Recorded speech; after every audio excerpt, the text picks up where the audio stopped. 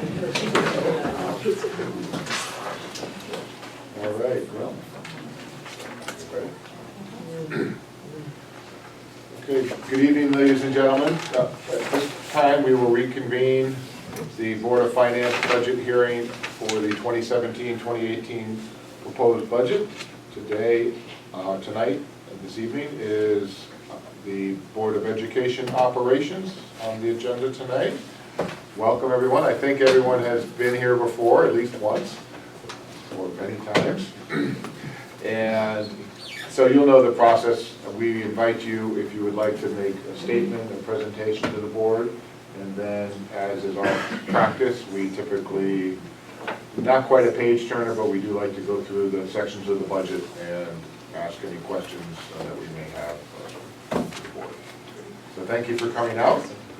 Turn it over. All right, so I just want to acknowledge that we do have some board members, other board members here. Mrs. Pajinski, Mr. Bias, and Mrs. Casey are here to visit with us. Welcome. And I want to thank you for the opportunity to speak with you this evening regarding our proposed budget for the 2017-18 school year. 2017-18. I have some opening remarks before I'll turn the presentation over to Dr. Thieser, and we already introduced the other members of the administration that are here. So this year's budget reflects a 0.791 increase over the current budget. For the second year in a row, we present a budget to you with a requested increase of less than 1%. And once again, our contractual increases, this year being over $1 million, exceed the actual requested increase of just under $725,000. I want you to know the board recognizes that this proposal was developed by administration with great sensitivity to our taxpayers and awareness of the financial challenges faced by the state. Administration worked hard to find areas that could be reduced in order to offset the major budget requests. After careful review during our budget workshops, the board unanimously adopted the superintendent's proposal with the firm belief that it reflects the needs of the school district as we move forward to sustain and strengthen the systems and programs that have been put in place in recent years. There's good stuff going on in Milford Public Schools. We have a new collaboration with Housatonic Community College. We have 2 popular career pathways in place, developed as part of our long-range plan. You may recall, last year I spoke of a computer science pathway that is newly implemented. Next year we hope to improve the middle school robotics course, which is part of this pathway. The fall of 2017 will bring the second pathway online with a focus on business and entrepreneurship. And you will see a modest budget request relating to this pathway. We chose these 2 pathways not only because they will provide students with exposure to areas with good employment potential, but they also offer an opportunity to add value to the high school experience at minimal cost to the district, because we had many components of each pathway already in place. In some other areas, students continue to challenge themselves with rigorous coursework, and Milford has once again been honored for its commitment to making advanced placement classes available to more high school students. The advent of the next generation science standards will bring us into an era where textbooks will take a backseat to Chromebooks. And yes, this budget once again contains what would be our shared cost to add 1 additional school resource officer to the middle school coverage. We continue to ask for this position because we continue to see it as an important role in our schools. The requests contained in this budget proposal will allow us to maintain our momentum and growth as we continually seek to improve by offering relevant coursework for students and providing professional growth opportunities for staff, while always seeking better and more efficient ways to conduct our business. It is my hope that you share our commitment to place a high value on the education of our children, and I hope you will recognize the board's pledge to bring before you a budget that truly addresses our needs. So I'll turn the presentation over to administration to share more details with you, and then we can answer any questions that you might have. Thank you. Mrs. Glennon, and good evening, members of the Board of Finance. I too want to thank you for having the opportunity to come before you. So I'm going to move very quickly after a few remarks right into the sheets that we gave you. And I see that most of you have the letter, the budget letter open, which quite honestly, that really is the crux of what the major requests are, and then also the savings that we found to offset it. So just to reiterate a little bit of what Mrs. Glennon said and add to it. So we really sought, first and foremost, we knew we needed to come in with a really fiscally responsible budget. I mean, that was foremost in our mind. But at the same time, we also said we want to make sure that we can continue to improve. And there's a quotation in there that I love. I remember I was a young administrator at the time of being at a conference with a man named Barry Lazat, who was responsible for what they call effective schools. But you know, he said there's no such thing as status quo. You're either moving forward or you're declining. And that's how we felt in terms of sort of moving into this budget. And so when we talked about continuous improvement, primarily it's around student learning. So we want to make sure that we're improving in our curriculum and our classroom instruction that's delivered by our teachers, and our professional learning of our teachers, in our use of data, because more and more data drives, or should be driving the decisions that we make when we're working with individual kids. But we also want to make sure that we're improving in our school climates. We want to make sure that we're improving in our security, in our technology infrastructure.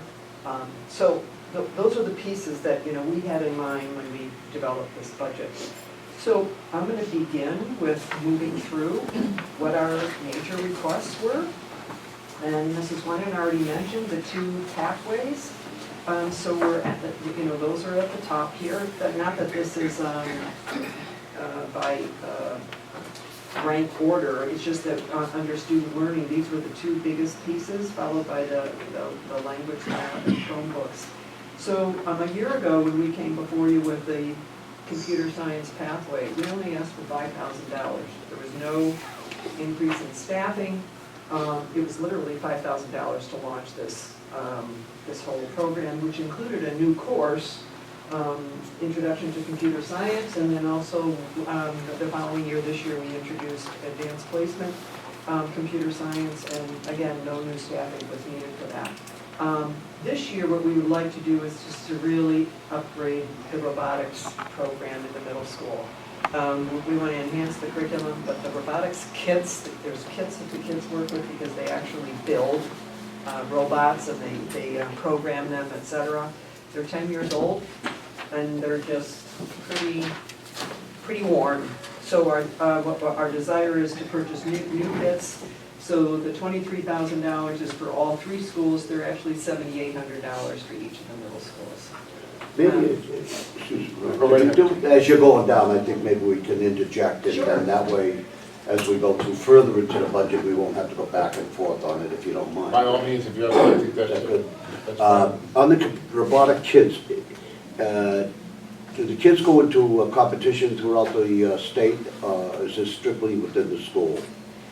At the middle school, it's within the school, although there's some after-school groups Right. that actually parents run. Right. That is the Lego League, I think it's called, isn't it, Jeff? Yes. Yeah. And we had 3 teams this year in the middle schools. I want to say maybe 2 in Harborside and 1 in West Shore, I'm not sure, and they all competed. Right. And actually some of the teams won some awards. Right. Because I'm familiar with one child, a friend of mine's kid is up in Bethany or somewhere up in upstate, and they compete, and their school came in, their group, they don't come by school, they go by group, and they came in first in his group out in St. Louis, and that's I'm wondering, why do we have to go through here and not just have the parent groups do it, rather than let it be done as it is now, and have it the after-school programs with the parents doing it, rather than we spending the money on this. Well, part of it is to give kids an exposure. Remember, this is part of the robotics program is part of the career pathway. Mm-hmm. So in the middle school, the kids take robotics, and then they also take coding. Mm-hmm. And this is all in the middle school before they ever go into the high school. And it's an introductory piece that the kids receive, Mm-hmm. and it's to just get them an understanding of possibilities in terms of computer science. And then obviously, as they take the courses, as they move up through the high school, they get It's directly related to computers or the robotics? they're programming? They wanted to talk in more detail? The robotics, the modern kits, they're small, there's actually a construction piece to it where they have to engineer which piece they want to design, and then there's an app that can go with it, or they can hook it up to a computer to actually design to go through movement. Now, this is also for every single one of our middle school students goes through this program. To your reference of an after-school program, it's a handful of kids. So what our plan is in the middle school, the purpose of the middle school is to expose students to a variety of curricular ideas, to a variety of subjects, variety of topics, so that they may choose as they get into high school, oh, I really enjoyed that piece of the coding, of the engineering piece, and I'm gonna then take this pathway perhaps. Or nope, that really wasn't my cup of tea, I'm gonna go into the science pathway. So not all the children are involved with the robotics then? Every middle school student will be a part They of that all are. course. How many middle school students we have, do you know offhand? Offhand, about 1,300. 1,300. But they take it in, the robotics piece, I believe, is in seventh grade? It's 7th grade, correct. Right, and it's part of the curriculum. Yeah, just one grade they do it? Yes, For there's other. robotics, and then they for- take coding is in the 8th grade, they Okay. take coding. When does engineering come in? Engineering, there's pieces of engineering in doing the Robotics, creating obviously, yeah. robotics. And then there's several courses in the high school where kids would have engineering principles. That's already funded though for the high school. isn't it? Absolutely, Yeah. yeah. Okay, thank you very much. Sure. And then the second career pathway, which we're launching for September, is an entrepreneurship and business management pathway. And you may say, well, where did you come up with that? Actually, we came up with it hearing from lots of people. We had a community conversation where we invited businesses in and, got lots of ideas around what makes sense for Milford. And entrepreneurship was one of them because there's so many startups in Milford of small companies. And then what we did is we surveyed teachers, and then we held actually focus groups with students, and lots of students talked about wanting to start their own business in a number of different areas. And when all was said and done, we also, for both pathways, looked to see, well, what courses do we have in place that would make sense that we could build a pathway around and add some classes, but not like start from ground zero. And this was one of the ones that we felt that we really could do. And that it could appeal to lots of kids. So kids who may be interested in sports medicine could actually go into an entrepreneurship, this pathway to, because we have a course in the high school that's, I forget what it is, it's sports something or other, but it falls under that Sports whole. management. Management. So we were looking at courses that might fit, and then what else we might add. And we know that this is going to take about 3 years to really have this kind of fully in place. But we have enough to really move it forward. And I was at the Chamber of Commerce, on the Chamber of Commerce board today, and I mentioned it to folks. I had 3 people around the table come up to me and say, entrepreneurship, if we can help in any way, we would love to come in and work with the kids. We have ideas. They said you have internships. We would have. So we really think that this might be something positive. The other thing that I would say, not to spend a lot of time on this, we have, these are part of what's called the career and technical education programs in our schools. And every 3 or 4 years, the state comes in and monitors and reviews our program because we get a grant from the state called the Perkins Grant. Well, they came in yesterday, spent the entire day.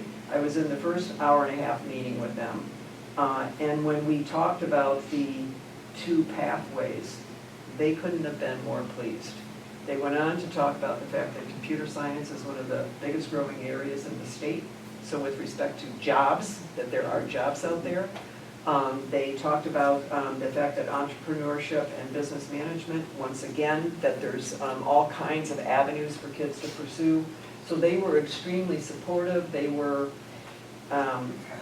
sort of delighted that we weren't like taking something like, what's the Haven? Criminal justice. Criminal justice, but also the scientific side of it. Not that that's not something that's of great interest, but when we talk about numbers of jobs, it's limited. There isn't this, human cry for kids to enter forensic, science tied to criminal pieces. And so it was just, we didn't expect it, but it was an affirmation by the state people who said this is really good. So, Now, what level is this for? high school.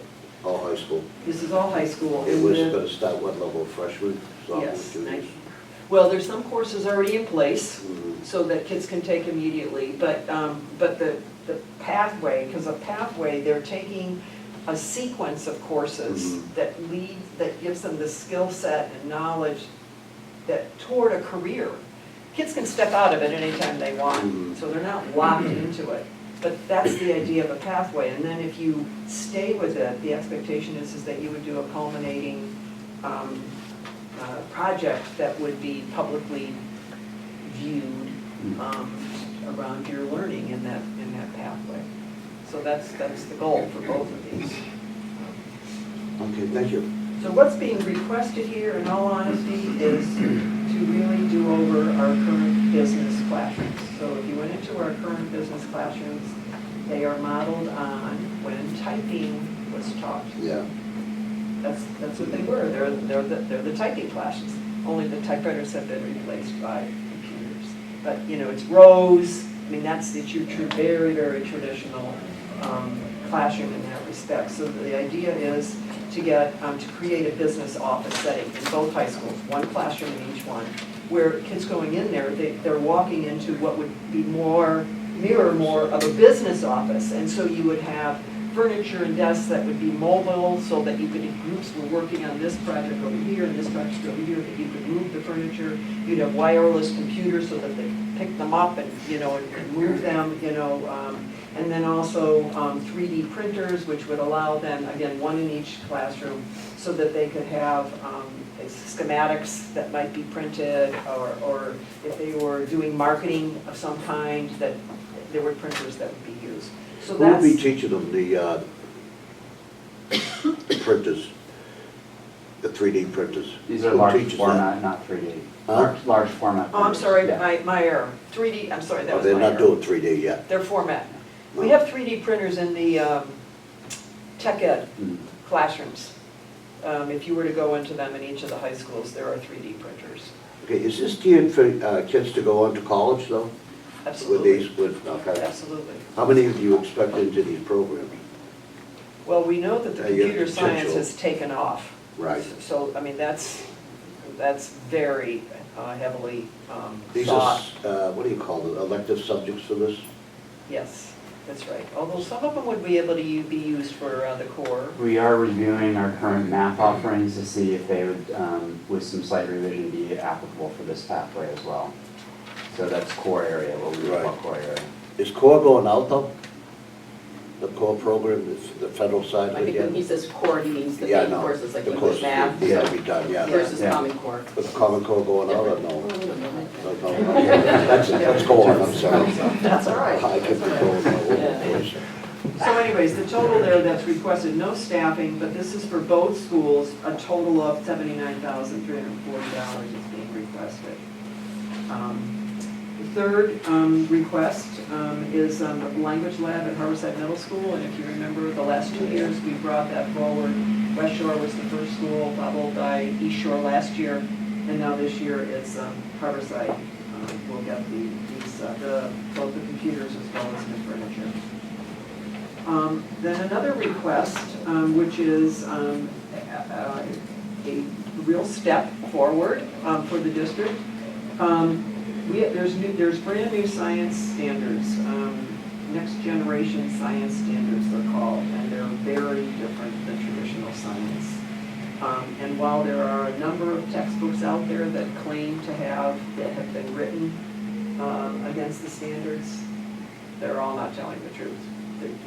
They're just not. They're taking existing and kind of almost slapping on next generation science. So what we decided to do in grade 7 science is, what we would like to do is to purchase Chromebooks for every one of the science classrooms. So Chromebooks is a little computer about this size. They run about $300 a piece. Mhm. They're very inexpensive, very durable, And that would become the vehicle for them then to work with the curriculum and with instructional materials. They would be doing a lot of work on the internet, but all of and I don't want to suggest that the kids are designing their own learning, because there would be a curriculum, but what it would be is that they would literally be given materials to work with that are linked to the standards, and much more appropriate. I don't know if you want to add to that, Jeff. I think the other thing is, you know, that with Google, all the Google suite of documents and apps that are out there, then we have something called Google Classroom that allows for a lot more collaboration between students, which is also part of the new standards. It's learning through collaboration, but also independent work. So really, we made a conscious decision to say we're not moving into textbooks at this point until if something comes along that is up to standards that we would have. So we really want to move in this direction that would allow us to continue to address the new standards and also allow students to work in this new way. What is Google Collaboration? Google Classroom is basically free software that we get from Google, and it's an environment where teachers can assign things to students, grade things. Students can hand things in virtually. My kids have it in my district. I get an update every week on their progress and any of the assignments that are going on. It's a safe environment for students basically to collaborate and work with their teacher as well as their peers. Well, it also allows for groups of kids to work together.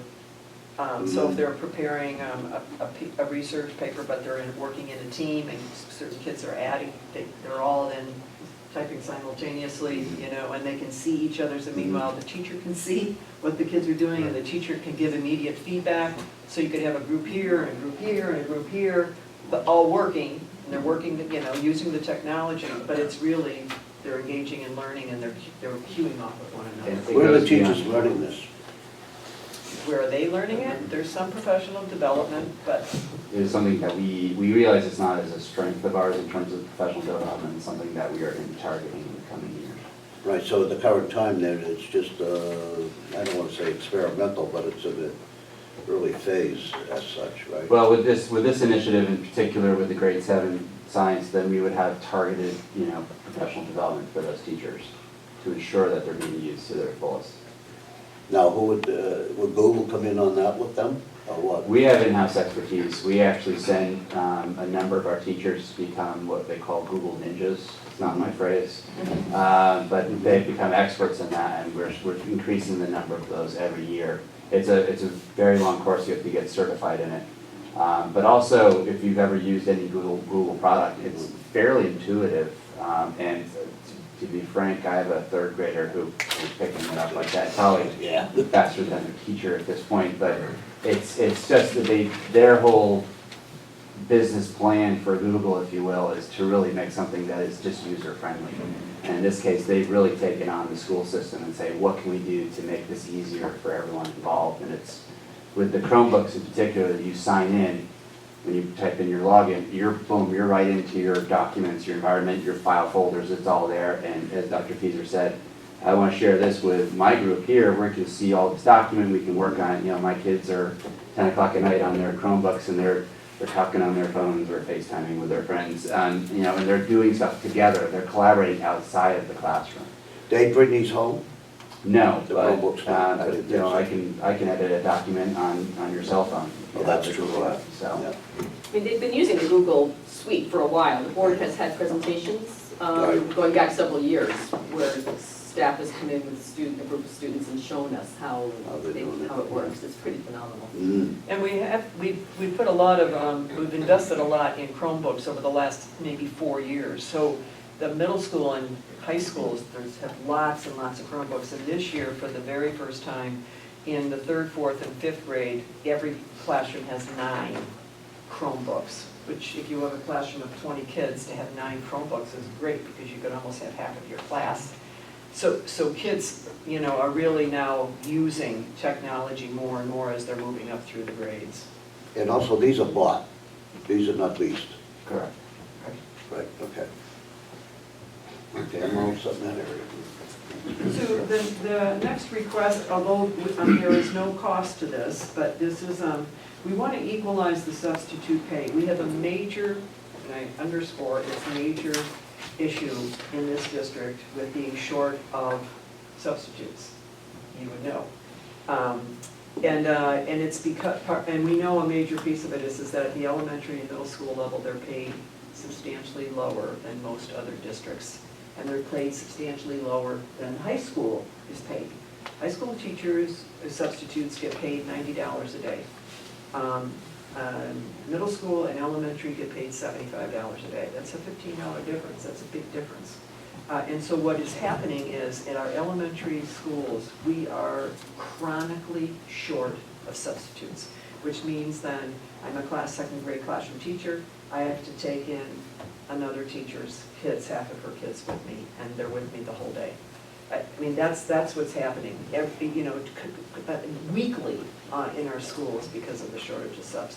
So our thought was to increase the substitute money so that everybody would get paid $90, and that's pretty equivalent to what other districts are getting. I mean, there's a range, New Haven, I think, pays $65 a day, but Bridgeport pays $130 or something a day. I mean, Who's in trouble? well, yeah. So, Okay, I'm but sorry. no, that's okay, but we know we can do it. We had some monies in on the substitute budget we know we can apply, but we also, Jeff Bird has worked a lot around trying to reduce monies for professional development where we're doing pullouts of teachers, which means we'd have to hire more subs and looking for other times in which to do that professional development. So we were really pleased that the board supported this because we know this is just going to help tremendously. The bottom line is for kids learning so that they have a good substitute in front of them in the classroom. The magnet school tuition for Bridgeport is new. So in September, we received a letter from Bridgeport indicating that the state had given them permission to start charging for students who attend their magnet schools. And we have students that attend 2 of their magnet schools, Fairchild Wheeler and then the Discovery Magnet. This is, quite frankly, it's non-negotiable. It's been a long time coming that this area of the state would have to start paying tuition because the Hartford area districts have been paying for 10 years. Well, that's why I'm actually surprised that we haven't been paying in the past. So this is just new, so the students who went to these magnet schools previously just went basically. Going. All the magnet schools in New Haven, we don't pay a dime, and hopefully we won't have to pay. But when I tell you that, my previous district, when I left, we were just under $1 million annually that we paid in tuition for students, and that's for every district up there. So. Are these full-time students? These are full-time students. This is a full-time program. That's right. And we can't prevent them from going if Right. they want to go there. That's right. And what is there? What are they getting in the magnet school that they're not getting here?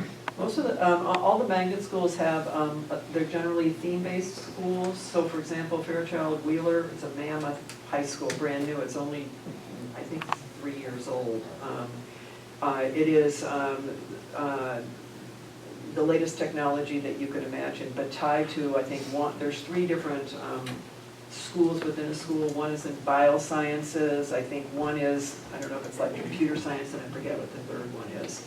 But it's a high school, and so kids would be taking the core program, but they're in a setting where they're working with some of the most sophisticated technology in particular areas. This bothers me. How many we have? 33 did I see, or is it? we're paying 55.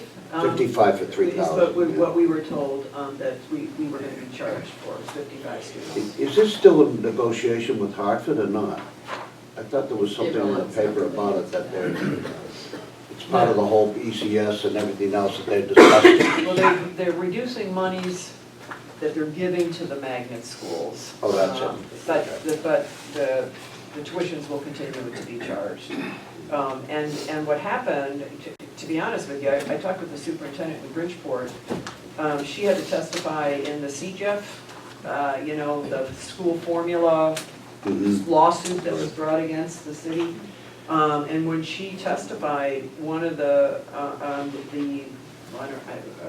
don't know if it was the plaintiffs who were, I don't know who was challenging her, but they criticized her terribly. Why didn't she charge tuition for magnets? And she looked at them and said, I didn't even know I was eligible to do that, because nobody charges tuition. No district does. The rests do, ACES and CES, but no district does. And so she petitioned the state. The state has to give you permission. New Haven asked for permission as well, and New Haven was turned down, which is a good thing, because we have a lot of kids in New Haven. Why is it mandatory that we have to do this? What law? Because the one of the residents of the town. It's extensive law. If you go back 20-plus years to the Sheff versus O'Neill lawsuit that took place in Hartford, and that's where the magnet schools really started to grow. There's extensive law that if any student in the state of Connecticut is entitled to go to a magnet school, they at this point can go to any magnet school that they want to. How about charter school? No. Well, charter school, they can go to. We just don't have charter schools here. No, in Bridgeport they don't. Who has charter schools? Bridgeport does, doesn't it? Norwalk. On New Haven, huh? It's one in Norwalk. Not a lot. Somebody else around here. Yeah, but if they wanted to go to a charter school, is I that part believe of if the if program? they're public charter schools, they would be Yeah. entitled to go to. Oh, that's right, they're not public, that's, okay. Yeah, but That's there right. are some public, and they would be entitled. Yeah, to. right. But they Okay. can't. So we have a student, for example, who goes to Hartford. And we believe what it is that the parent works in Hartford. So the child goes with the parent and then goes for magnet school. We pay their tuition. So that's what this is, this $165,000. Okay. And then the last is the New England Association of Schools and Colleges 10-year accreditation. This year, the law is being visited in April, actually, and there was $25,000 in the current budget. Next year, it's foreign, so this is a one-time cost. And this is really to put these folks up in hotels and to feed them, because they come in on a Sunday and stay till Is there any Wednesday. worth to this thing? I mean, 10 years. You could say, oh, you're good for 10 years, and then you go down the tubes, okay, come back in, well, we better do this and this and this. Seems like a waste of money, frankly, but somebody has to have a job, I guess. Okay, thank you. So those are the student learning pieces that we're requesting. And then under security and climate, we did ask for a school resource officer. The Board of Ed had asked us in the fall, would you please go and see the mayor and ask, is the mayor going to put it in his budget?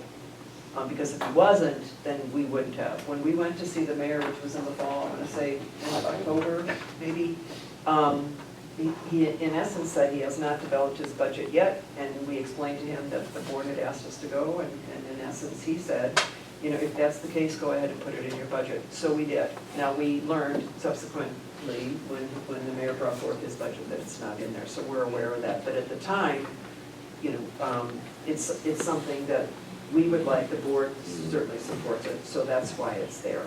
But if you have it here, that means you take the 100% cost.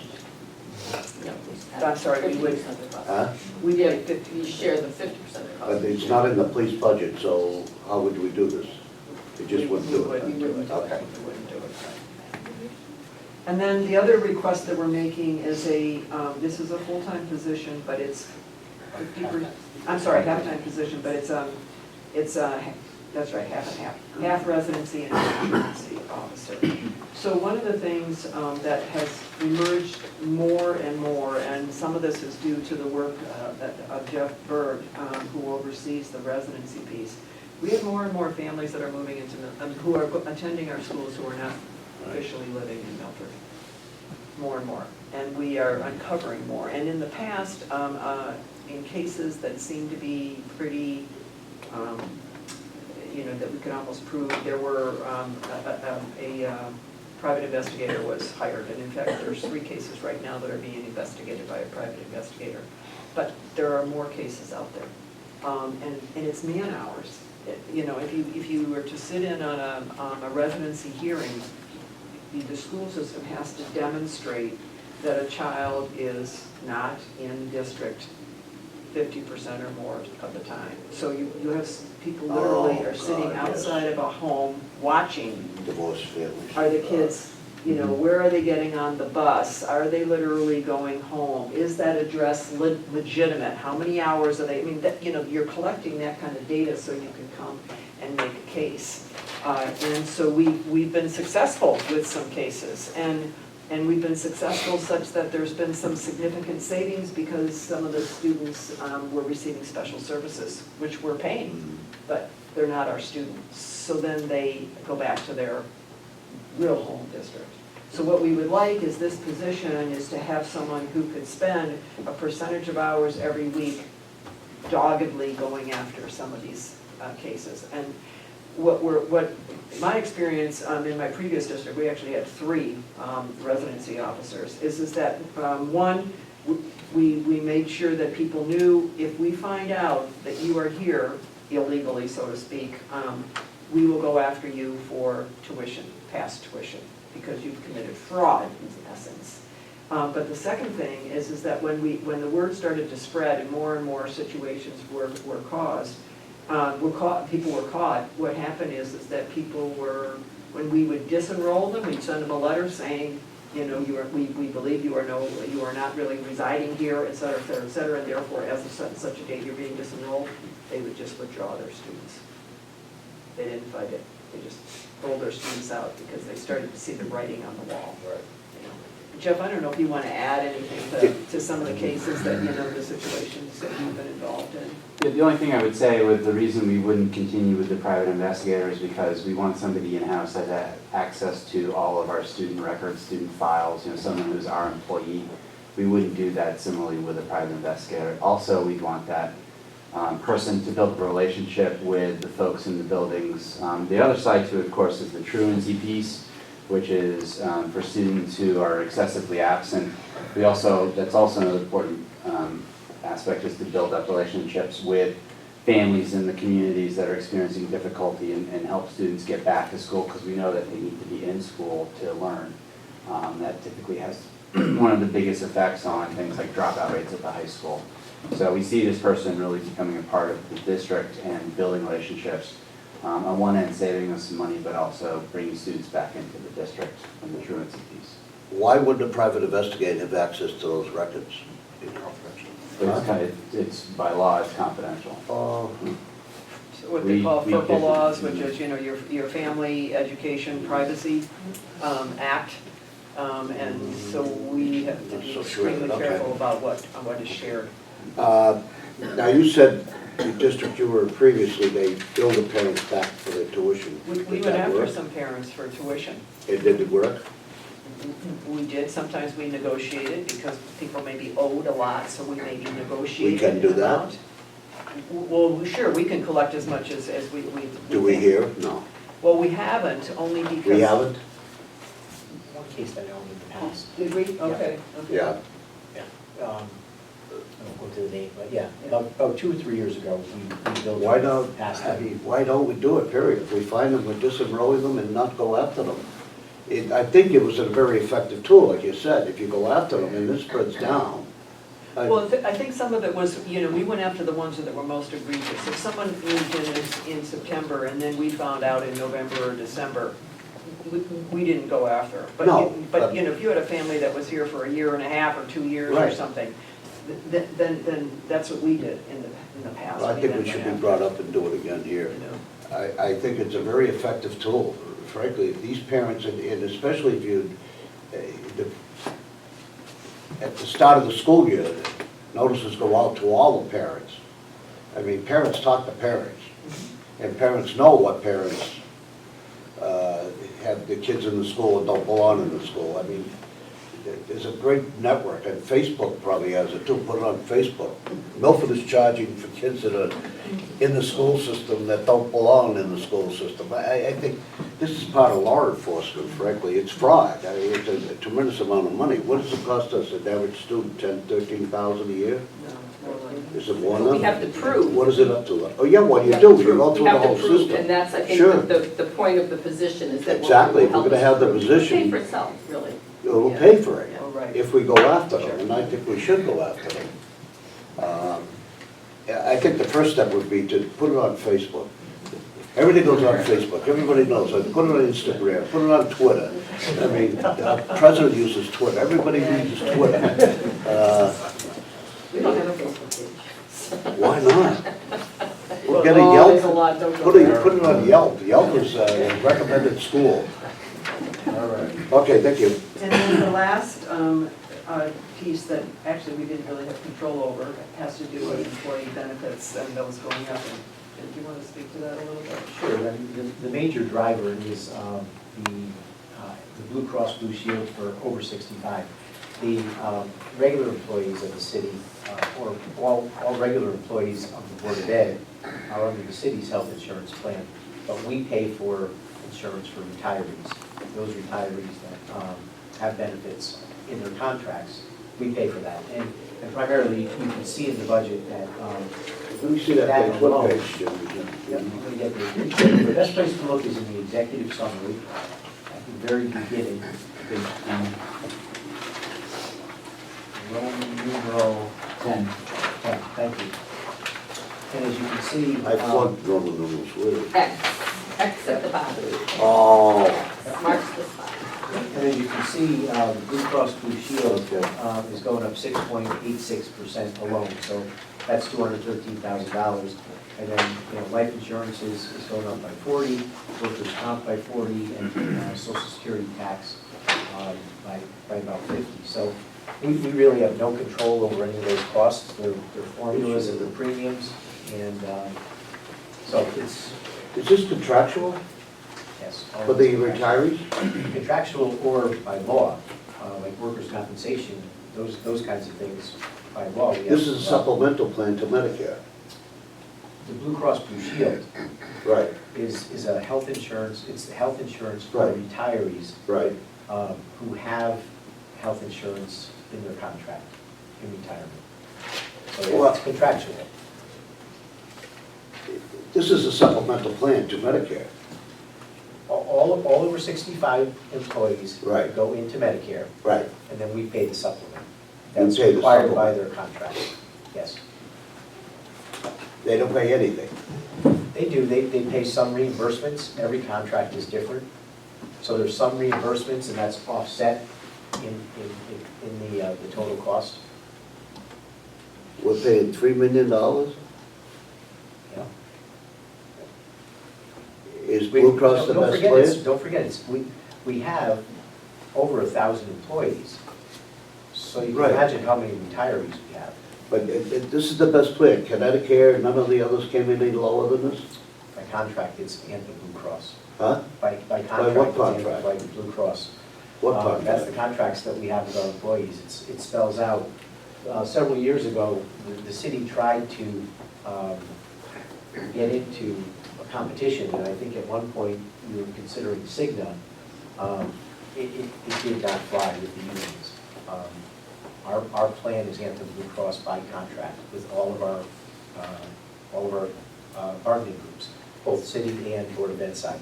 Okay, are we what do we call it? Self-insured? Huh? Self-insured? Self-insured in this at all? For the health insurance, for the regular employees, Yeah, we're we're self-insured. self-insured through the city's plan. Not for this. No, this is a fully insured program. Right. So these are premiums for a fully insured plan. Is this cheaper? It gotta be, yeah. there's Yeah, gotta be, yes, yeah, yes. It's gotta be. Okay, thank you.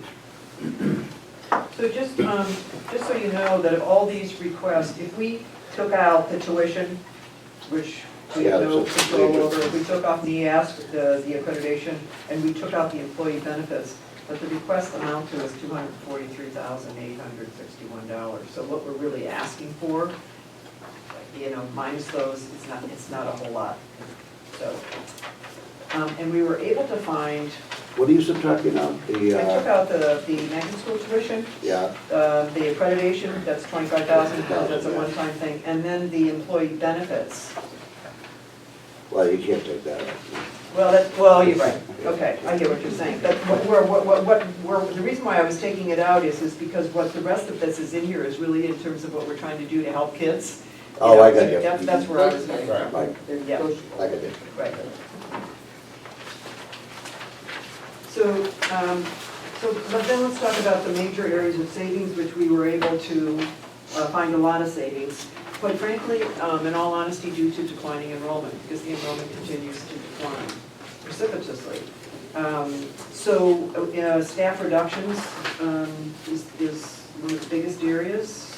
14.4 teaching positions, of which 10 are regular ed positions and 4.4 special ed positions. What areas are these? Elementary, high school, or We is haven't- it all across we the haven't- board? It's across the board. We haven't declared specifically because we really won't know until, well, particularly kindergarten enrollment, when that, which is not, we don't do the registration until April, May. Mhm. And then also we are reducing 3 para-educators across the system. So you can see that, that's $924,000 there. Educational supplies, we reduced that significantly, $432,000, now it's $433,000. It's an 18% reduction, primarily due to textbook adoption and the fact that we are asking for very few textbooks for next year. Do you want to say anything about that, Jeff? I think, yeah, if you look at our history, we've bought textbooks in the past few years, but also we have 2 new sets of standards. We have new social studies standards and new science standards, and we're not convinced that the textbooks have caught up to that. So at this point, we really are relying on our current resources as well as looking into other ways to ensure that our students have the adequate resources. Utilities are declining, both electricity and natural gas, the costs there. And in I thought I saw somewhere you said that the gas is going up. That was last year. assumption. Excuse me, I'm sorry. That was in last year's budget. That's Natural somewhere in gas went here up. that you're. No, it's. Well, it does say, Natural gas. gas. Did you say somewhere? on the assumptions page, there was a reference. I don't know, Yes, I think that might have just been. That was in That was in September. An assumption. Oh, I hate that word. And I'm not gonna say anything, we'll be told. Okay. Well, on that point though, I'd like to just reach Kelly, because I don't recall seeing anything on the city side with electricity or natural gas prices going down. How are you getting these numbers? Sure. It'd be useful. Natural gas, it's a small amount, but we have a good handle now on the consumption that we're using in every school. While the East Shore Middle School construction project was going on, we really didn't have a good handle at all at East Shore. And until we got the mechanicals under control, until the contractors turned over a system to us that was actually working, which we didn't pay for, the building company didn't pay for until it was. Now we have a pretty good idea of what we're going to need for natural gas, what our consumption is, and what we're going to pay for it next year. Electricity, primarily, that number is because we're going to solar next year. We have, this summer, we'll be putting solar panels on at least 4 of our buildings, Foreign, Law, Mathewson, and East Shore. We receive ZRECs, what they call ZRECs, through UI and through the Connecticut Green Bank, where the city will lease the roof space for solar panels. There's no out-of-pocket, 0 out-of-pocket expense. It's leased over a period of time, and the savings pays for the lease over time. So this is our projected savings just for the first year, just for schools. But within 3 years, all 14 of our schools will have solar panels. And that's on is that because we have new roofs on those schools? Correct. We're able to preserve the warranty as well with the panels? Exactly. You can't put solar panels on old roofs. And because we have, all of our schools are going to have virtually brand new roofs. The oldest one will be Foreign, which was only done like 4 or 5 years ago. So this is the ideal time to do it. And the 4 elementary schools that were done this past summer are also now in the hopper for ZRECs. So we're hoping to be able to do those 4 also next summer. So that's why I say we're doing a minimum of 4, we may be doing as many as 8 next year, or this coming summer, and then all the rest the following summer. Now, they install it, we lease, that's it. Correct. Yep. It requires city approval because technically the city owns the buildings. Mhm. So we'll be making an application to Planning and Zoning Board because it requires what they call an 8-24 approval. And then we expect that they'll approve it, and then we'll go to the Board of Aldermen. Right. Yep. So that's primarily what we're projecting on the savings first year on electricity. Okay, that's helpful. 'Cause I Do we use all the electricity coming from the solar, or do we lease it out?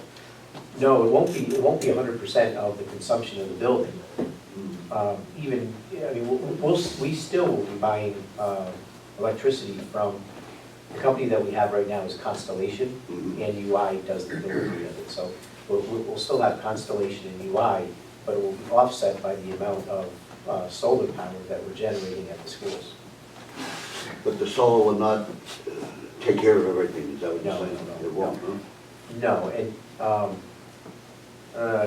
they gave us all of the The projected figures, percentages off the top of my head. Yeah, right. I don't remember, but it's not all of the consumption at the school, but it offsets a significant amount of it. Mhm, okay. Yep. Understood. You're welcome. And then the last piece here was in, the savings is in transportation. And, you know, to try and make this simple, and Jim, jump in here. Sure. One was a VOAG bus. Correct. So we have students who go to Trumbull VOAG. Under the law, they're entitled to go. We do pay tuition there, but that's different from magnet school tuition. And we have to transport them. We don't transport magnet school kids, but we do transport the VOAG. And we thought we were gonna need a second bus because of the numbers of students, and as it turned out, we didn't. So that was immediately one bus savings. We also thought we were gonna need to have additional runs when St. Dave's closed, because we thought there would be more kids coming in, et cetera. And we had some kids come into the schools, but not as many as we anticipated, so there were some savings there as well. And, Yeah, those are the 2 major reasons. We also, in this current budget, we overestimated the number of buses we were going to need for the board's changing the walking distance guidelines. Oh, yeah. So when the board lowered high school and middle school from 2 down to 1.5 and from 1.5 down to 1, we made our best estimate, our best guess as to how many more buses we were going to need for those students. And as it turns out, the transportation office and Durham Bus did an outstanding job of getting those kids onto existing buses, redoing routes, redoing stops, so that we didn't need as many as we had estimated. So that's the other piece of this. So the 2 that Dr. Fieser talked about, the VOAG bus not being needed, the St. Gabriel's bus is going away, and the reduction in the number of buses that we needed for the walking distance. How much are we saving this year? How much extra money we gonna have in the budget at the end of the year? There's going to be. Huh? Off the top, I don't have the number Yeah, off the top right. of my head, but we report to the board budget figures on a quarterly basis, and we're projecting a significant savings in transportation. Will that go to what, 350 account? 350 account? The extra account you can hold, what is it? Oh, the non-lapsing? Yeah. No, we're not, well, we haven't talked about that yet, Oh. but the board hasn't really discussed, you know, where those savings are gonna go. Although, I mean, I think it's very public that when the governor made mid-year rescissions this year, one of the rescissions was $382,000 in the ECS funds. Right. And the mayor asked us to partner with the city to find savings. And so that was one of the areas that we targeted. If we do have transportation dollars, the board may Yeah, okay. decide to help offset the Because cost. that's another question down the road I have for you. I think we can do it right now. Go right ahead. Yeah, what are we anticipating the federal, the governor right now? We're talking about $11 million citywide. What is it in the education portion of it, do you know? very fuzzy really right now. But they have come out with figures, but I mean, it's not gonna go through. I mean, it definitely isn't gonna go through, it's too grandiose. But right now, the figure was $11 million, and it's probably $5 million on the education side and $5 million on the city side, but we don't know. Now, I hate supposition, here we go. What would you do? Where would you get the cuts to make up for this, the cuts in like the ECS and these areas? We have to be anticipating some major reduction in your budget. We would really have to just take a very careful look at the budget in its totality Right. and each piece and decide, what we have to do. Because there's gonna be, the city is not gonna be, tax increase is not gonna be acceptable. It's not gonna be acceptable, I know that right now. And every town you're reading it, Monroe just came out, how they're gonna handle it, Sony just came out, how they're gonna handle it. I think Sony was 382 or something like that, and they were absorbing it. And I was just curious, are we anticipating where we're gonna absorb it in the Milford School budget? Are you talking about the rescission that just occurred, or are you talking about what the governor's proposing? Governor proposal and the rescission, they're talking about some of them.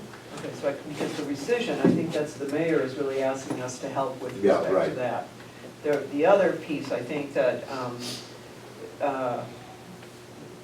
I would be reluctant to say, well, we're gonna do A, B, Yeah, I know, it'd C, be D, very when we don't difficult. even know what's gonna occur No. with respect to But I the think governor's the budget. pencils are gonna have to come, out. There's gotta be some It will real. be difficult, yes. Well, the problem is in February, I don't think anybody at the table really knows what the. We're always at the disadvantage. Well, that's, The Board of Aldermen That's- always come out looking good. well, that's why they have the elections, that's why they're elected. I think we should have mandatory Connecticut do their budget. That would In be, December. it would be helpful. They should, okay, right, I'm done with that. Okay.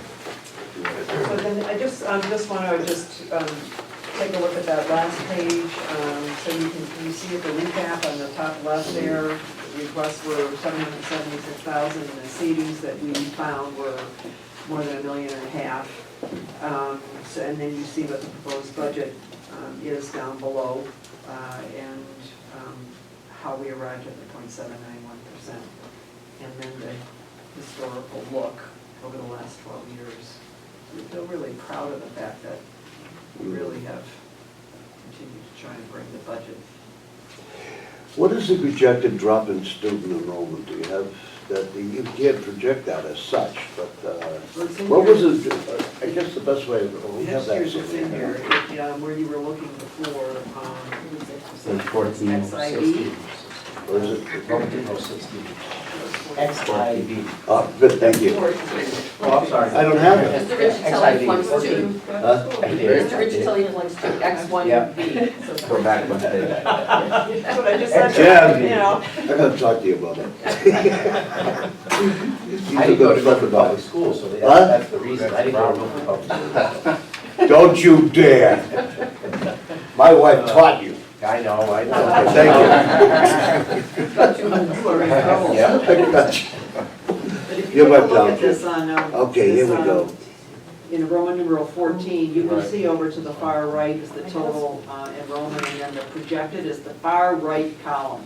Okay, gotcha. 2,600 for elementary, 1,334 for middle, and then 1,764 for the high school for 5,698. And so you're talking about a nearly 200 decline for next year.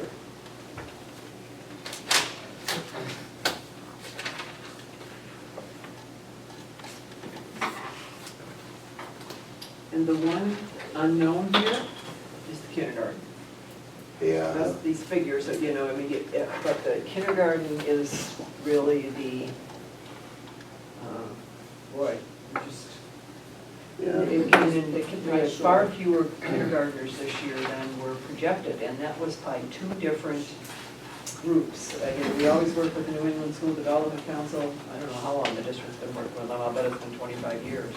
And they've always, done the projections and been very, very close. And then we have the projections that were done by Malone and McBroom in 2012 when the Long Range Planning Committee was done. And they projected out to actually, I think 2019 or 2020. Uh, And they have been spot on, but both kindergarten just way off this year, much lower than expected. So we don't know if it's a fluke, is it just this year and that they're gonna come back up in the fall, or if not. Now, homeschools are these figures at all now? Homeschool children? No. No. We don't have a whole lot, We don't? no. No. Very, very few. Well, our high schools will have about 850 children, students in them. Is there a typical size high school in Connecticut for enrollment purposes? You can look at East Granby, which I think has 200 in their high school. Yeah, and then you have Danbury High, which has 3,000. Is there an ideal size high school in your mind? I would say that, you know, if you get below even 600-700, it becomes difficult to offer. You just don't have enough kids to offer all of the programs that you want, you know. I'm not saying you can't have a good high school. Right, It's it'd just be the different. fewer the numbers. You know, you have 1,000 kids in a high school, you can offer, I mean, we offer a tremendous amount in our schools right now, both high schools, and we have the kids to be able to do that. But if the enrollment continues to decline, at some point, we're not gonna be able to offer certain things every single year, for example. So we just won't have the kids to enroll in them. Can't even talk about that in the high school. Well, you can. We have no room. The police station just took all the room. Okay, thank you. Okay, that's good. Well, if you'd like to present anything further, you're welcome to do so, otherwise we may just start with the budget. I think you covered the highlights, and I think we do like to go through each department, but I think typically with the Board of Ed, we're able to do so relatively quickly.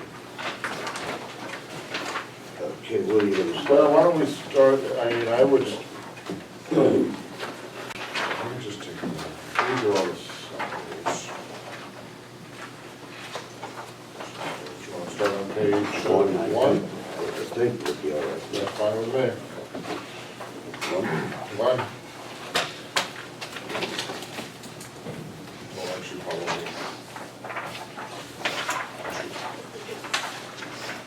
So at this point, we'll go through each department. If any member of the board has any questions or would like to make any points, I have a please do so. Go ahead. The academy, we're going up .2 or whatever, right? What's the theory there? We started out full-time equivalency, now we're up to .1. What is that, administrative? That's a principal there, or what? The last year, we made the board supported having the director become a principal. She was a half-time principal and half-time teacher, but in reality, much of her work was full-time administrator. So what we did is we made it a full-time administrator, but .2, Jim will have to say when he comes back, .2 of it was paid through another part of one of the grants. The part of the point two of this position was to manage the Title I and II grants. So part of that, you can use part of those funds for administration. So, but that person now has moved to a different role in the district, and that, because there's expertise associated with that, we've kept that associated with that person. And then we've added some other responsibilities to this position at the academy. Specifically, there's some after-school pieces now that associated with some tutoring, and even some of our expulsion students are there. So there's some added responsibilities. I always ask this question every year. How many students are you dealing with in the academy now? I know it goes up and down by day, but Right, I think there's about 70 students right now, 70. Maybe 75. What happens is that in January, with the start of the new semester, which is really at the end of January, then kids will come in for second half of the year. Right around now.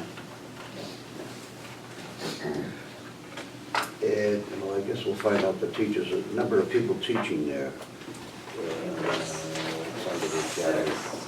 Regular ed teachers, I believe they Turn to have. page 2. The, it was 6.4. That's full-time equivalent. Special ed, 0.4. Oh, reduced on the, how did that go? The special ed teachers, we dropped the whole teacher practically, no? I'm sorry, I'm jumping all over the place here. That's under 1111. The academy is .40 now instead of 1.15, the academy teacher. Down the bottom part of the page. Page 2, I'm sorry. Special ed.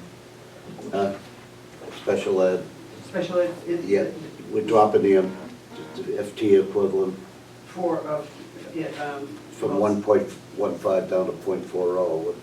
What is going on there? Am I reading it right? Yeah. Which. For the academy. Oh, for the academy. Academy, yes, I'm sorry. Right. Can you explain that, Carol? For the academy, 1.5 to .40. It's a good savings, I like it. Maybe I shut my mouth. Oh,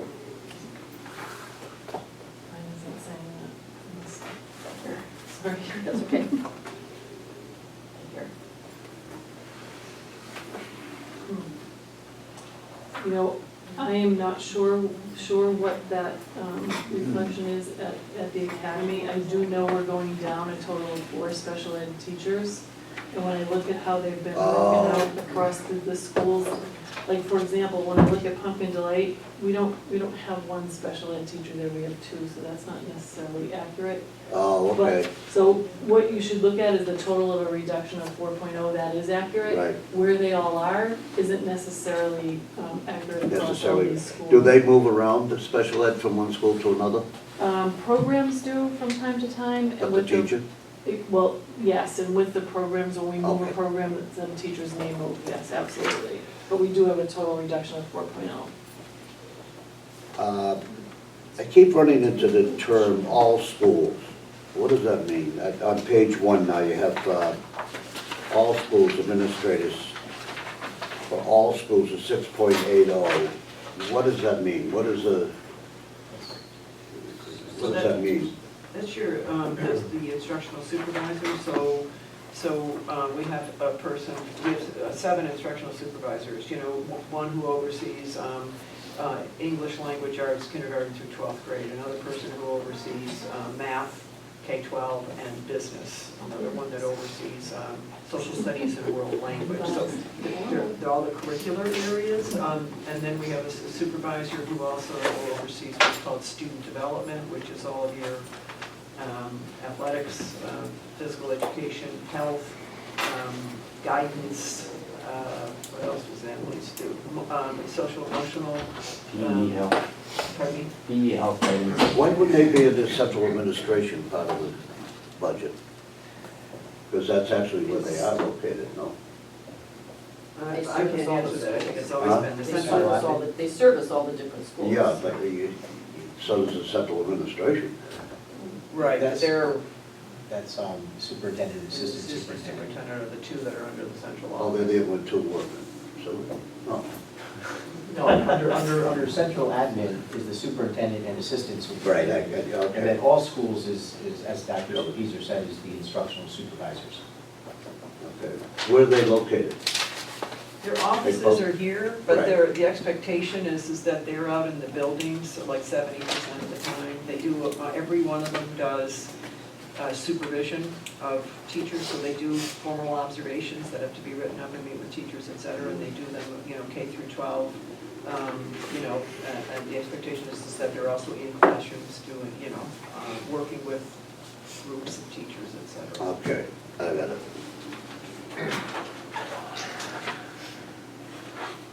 Page 5, secretarial, this may just be an accounting mechanism, but is there actually a change in human resources with a new secretarial position, or is that just to make the numbers? There is not. Let me see. Oh, yes, there is. we shifted, there's no new, as you can see the note down below. Right, The secretarial pool in central office was reorganized based on current needs. okay, There was a part-time clerical position that was removed from account 1128. right, That's not in the secretarial union, it's a part-time clerical position, so it's not in the secretarial pool. But what we did was, we reshifted, we had 2 retirements this year. Both of them, one was the adult ed secretary, and one was an instructional supervisor's secretary. We felt that we didn't need a full-time secretary in adult ed. So we reorganized, where we really needed a full-time secretary was in the benefits office, which is in HR. okay, So now you have, actually, before there was 2.5 positions, but one of them was under clerical and not under secretarial. Now, that has gone away, and you'll see a corresponding change, or a corresponding reduction in the 1128 account. You have 2 secretaries here, one of them, which shows an extra, but it's really not. We have a reduction of a 0.5 position. okay, that's. Overall, I know it's, I know No, it's. that's, no, that's confusing. clear, no, it's clear, I just Okay. couldn't Yeah. follow it when I was reading through, but, thank you. If you look at 1128, you'll see a reduction there. Thank you. Just quickly on homebound, exactly, what is that account, 1112, on page 4? On your page 4, The homebound tutoring, is that tutoring it's tutoring. for 190,000? Yep, so that's for any student who, for people, kids who are expelled, kids who are, we'll have them go through tutoring while we're waiting an outplacement or evaluation. There's all different scenarios that would require a student to receive homebound tutoring. Kids who are sick, Kids who are sick, kids who homebound are tutoring, kids with, school phobic, right. can't. How many students are we talking about, do you have on an average? I know you can't say. I don't know off the top of my head. You can get that At the information academy, for you. yeah, I can definitely get that for you. I don't know off the top of my head. I have it on my desk too.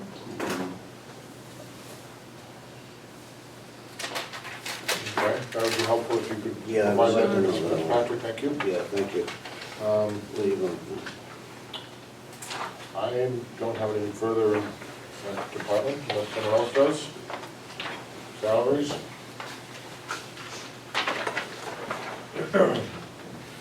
Oh, where are we, out of salaries already? No, you can stand You salaries. move fast, man.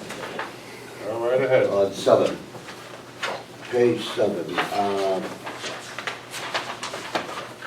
Thought we had a note of this, I'm not sure. 1127, overtime salaries, what is that amounting to? What does that cover? All overtime. Mainly facilities and maintenance, sometimes secretarial, whenever we need overtime. We just had a lot of overtime last week because of the snowstorms. We also, in the summer, we use a tremendous amount of overtime, particularly at those buildings that are under construction, where our custodial and maintenance staff don't get the buildings turned back to them until late in the year, so we're scrambling in the last few weeks to get the schools ready, to go back into session. So overtime covers anytime we need overtime. It's across the board, throughout the district. Secretarial will come under this too? Correct. Yep. Why don't we put it under secretarial? Overtime covered, it's one account that's covers all overtime for the entire state. It's not a good accounting system though, is it, Jim? You know, if you have a teacher's overtime, we don't have teachers overtime, I understand Yeah. that. But you have custodians, I can understand. Let's see, is this a, from my point of view, looking at the budget, I want to know how much overtime are the custodians using now? How much are secretarial people using? Well, here's I want a evaluation. good example. There's overtime that comes as the result of a snowstorm. Right. There's also overtime that can happen when every school has a certain amount of custodians. If there's Right. one of them out, by contract, we have to hire back another custodian on time and a half. So there's built-in overtime at times also. But your accounting system has to show, Peter, doesn't it have to show what this area of overtime is going to be? For example, the city, you're correct, we have overtime and it's assigned to each department, so you know how many police are doing over, how many firemen, how Right. many, But other departments. in their payroll system, it has to be showing Oh, we do. what area is that. We do. I mean, there's no question about it. We know exactly where the overtime's going. That's what I would like it here. But I mean, this is the one thing in accounting, and I'm not in accounting, of course, Right. but is consistency. And this is the way this has always been carried over the years. So, Not good. okay. I don't know, from an accounting point of view, it's very poor. I would, when you're doing analysis of a budget, you want to be, every area has its own area. In your accounting system, you're coming out with the figures. As employees now got overtime, their W-2 is going to show their breakdown of pay. Each week, their budget, their paycheck, or each month, whatever they get paid, you're going to know exactly how much is under overtime and what area is being paid overtime. I don't like a lump sum figure for anything. Like when I see the all schools, I just don't like all schools. I'm not saying there's anything going on wrong, don't let me accuse you of that. I remember when I first looked at a budget in the city of Milford, this is going back in the 60s, there'd be 800 flags. And I go, where are all these 800 flags? Well, they go to the various schools. 3 years later, 800 flags with 3 in each school. You know, because they didn't know, they said, how much they're going to spend on flags. And this is, again, was the lump sum figures of covering everybody, but yet everybody has an accountability factor. I'm sorry, that's it. Okay, thank you, Mr. Bennett. I just had a question on page 8, with the media, excuse me, with the media aides. I know a few years ago we increased those positions. Could you just provide a little status or update as to how that increase has affected the programs, or whether you anticipate it's going to be needed on a going forward basis? Media aids are invaluable. Jeff, do you want to talk about the media aids? I think, as you know, the library medias, we have library media specialists, which are teaching positions. Right. Their primary role is to interact with students, especially at the elementary level. It's actually an assigned course. Speaking of which, when we talked about before, Google Classroom, it's not necessarily the expertise of every classroom teacher to have that, or to take time out of instruction in reading and math to then instruct in how to use those technologies. So we rely on library media specialists to do some of that technology instruction, but also we're continually looking for those teachers to work in collaboration with core area teachers, classroom teachers, to create, we're trying to look at now specifically 4th and 5th grade to look at more collaborative type of assignments, so it's not just a social studies class or a science class, that they're now looking for ways to integrate all those things to make it more meaningful. In order for those library media specialists to do their teaching, the aides are doing a lot of the maintenance of the libraries, checking out books, I'm sorry, and stacking shelves and things like that. So they're doing the more managerial. They also piece. do a lot of the technology pieces. And in true, one of throughout the schools. school. There are actually a lot of fix-it Right. kinds of things that they're doing that can be done at the school-based level. They do monitoring on a lot of the assessments that are done with technology, so groups of kids that have to come in to be assessed, the library media aides are there, they're doing some monitoring, but they're also making sure all the technology is up and running. This is for any of the state testing, this is also for the internal testing that we do. I'm just curious as to how that was progressing. Is there now an media aid in each elementary school? Yes. So that's the other reason, I think. Partially due to going back to the K-5. Okay, that's what I think, okay. Yep. I remember, okay. That's what I was thinking, I couldn't quite Before we put it That's the together. year that we went back. That's the year we went back to the Cape. Okay, thank you. That's just a separate line. Go ahead. Okay, under the hourly aides for special ed, you know, we don't have any assignment. Are these 14 people covering all of this here? You see, we have 386,000. But we have no FTE for the special ed or all schools. What are we doing here? What is that? There's no accountability of people, or what is it? I made an answer. Well, let me look at the Yeah. narrative. That's a good idea, isn't it?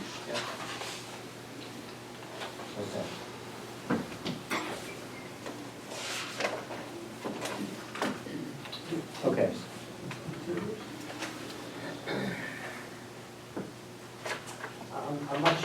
I'm not sure of the FTE, what those FTE are specifically. We can get you that answer. Oh, yes, I do. Hold on. Take Yeah. it back. The 8 at the elementary school are the greeters. 3 at the middle school are greeters. And 3 at the middle schools are in-school suspension monitors. I apologize for not having that off the top of my head. But the bottom down to the special ed, 130,000, what is that? Those are hourly aides that are needed for different things, Carol. Typically, it's for, Bus buses monitors? Yeah. being They're on what? Bus Bus monitors. monitors. How many people are we talking about? It's very fluid. It depends on the needs of the kids. Sometimes it's a short period of time where a student might need an aide on the bus with them. Some kids need it for different programs throughout the year. It's pretty fluid. And Joe, a lot of that, a lot of the aides are paraprofessionals who do the bus monitoring outside of their paraprofessional day. Okay. So they're not assigned specifically to these hourly tasks. So that's why there's not an FTE attached to it, because they're very small. They could be only 2 hours a day, an hour in the morning, an Again, hour your in the budget afternoon. should, your accounting system should say, okay, we paid out, 2015-16, we paid out $134,000 to whom? To whom? We should know the number of people that were paid $134,000. Okay. Again, this is, again, Jim, I understand you don't have that. But this is, Joe, this isn't an accounting, this is a budget. Right, but a budget- It's not an accounting report. Well, it should be. When you're doing a budget, you're indicating how many people we're gonna need. We're doing, how many teachers do we need, how many supervisors do we need? Right, but in this particular case, as Carol said, It could be in numbers. the number one month could be completely different than the next month, depending on what the needs of the Okay. students are. Maybe I should ask that, I think we should have, okay, the expended figure for 2015-16, we had 150 people, we paid $134,000. So we got a general idea, how many people we paying out to this money? Again, it's accountability factor for me. Maybe other people are not that. The points made, Okay. all right, anything further on salary? None. Okay, page 11. Benefits, I think we addressed this a little bit earlier, but if anybody has any questions or comments, please do so.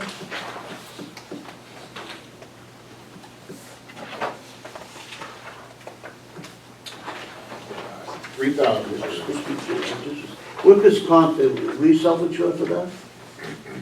Or the city is self-insured, the board is fully insured. Correct, we have a premium with Kerma. Yeah, Yep, and that's our premium. correct, That's gonna be coming up, 9/20. correct. Will we have bad experience or something? Um, It goes up because of bad experience. Right, it's based on experience, and, you know, it's one of the things that we're always working on is risk management. In our schools all the time, we have a occupational safety committee in each of our schools. Mhm. Then we have a district-wide occupational safety committee, and we're constantly doing training with our employees. So we're always trying to get those risks under control. I think that our experience over the past couple of years reflects a few very big ticket items. But again, we're trying to get it under control. You know, I think overall, our premium with Kerma has been pretty good. We at one point looked at going into the city's self-insurance fund, and we thought that we'd be more of a burden to the system. If I'm not mistaken, did the city's workers' comp go up considerably last year? Yes. Yeah. Yes. Yeah, I think, you know, Okay. I think we do very well with Kerma. We also don't have a staff like in the city attorney's office that manages these programs. We don't have a third-party administrator, so we rely upon Kerma, and it's been a very good relationship. So I think we do well with the premium. Very Thank high. Okay. Contract- This covers your maintenance fee, so that's right. Everybody. Yeah, okay. Yep. Contracted services, page 13. Just had a question more than anything. Management information systems, I've seen that's gone down consistently over the last 3 or 4 years or so. Is that just less software or different? That's IEP Direct Services, I believe, Jim, that's a piece of ours. Piece of it, yeah. Yeah. But in addition, I'm not sure, maybe.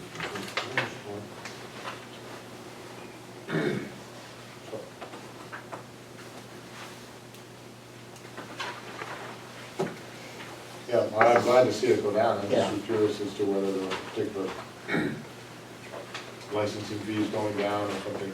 We're looking for ways to ensure that we're being efficient in this area.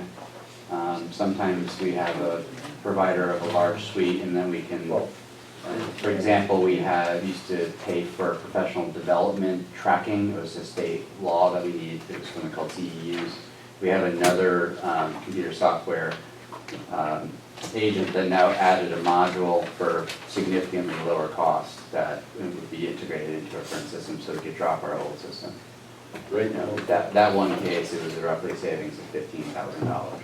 So it's, you know, we're constantly looking for those. We're also going down enrollment, that does have an impact a little bit on licensing. And the same thing happened with IEP Direct. I asked for a new contract, and they had our fee based on the long ago population, and so we were able to cut ours down. So probably by, You want to explain what IEP Direct is? it's, sorry about that, it's, Individualized? yeah, and it's a tool you can use to do your IEPs right online, and it's a database system. Thank you. Anything further on contracted services? The athletic training is an outside service? yes, we subcontract to rehabilitation services out of Shelton, I believe. How much they go for? Well, that's the cost for, that's the cost of, I'll give you the exact cost, hold on a second.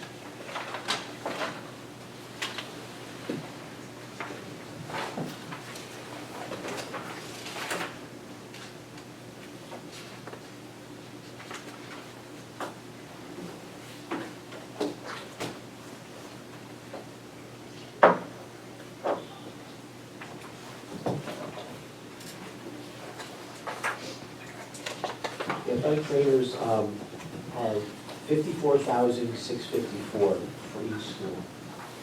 So So $100-something thousand for 2 trainers? about $129,000. They provide athletic training services at all of our athletic events, all of our practices. They're there every day. We, Oh, this is a contract with the company, and they supply the number of people that they need. correct. Yep. Jim, under the old days, didn't we have these things broken down more, like contracted services? I remember, if I pull the old books out, contracted services would be a whole list of all the contracted services. We don't do that anymore. All right? I think that's been switched about 10 years ago, Huh? I think. No. Yeah, it's been a while, I think. Since I've been here, we haven't done it. Why? I don't think we did it before I was here either, because I didn't change anything. Oh, But, thought we had an area that showed that. It's been a while, I think. we got, No, okay. All right, page 16, facilities, we just discussed energy services a little bit earlier, but if anybody has any questions, comments?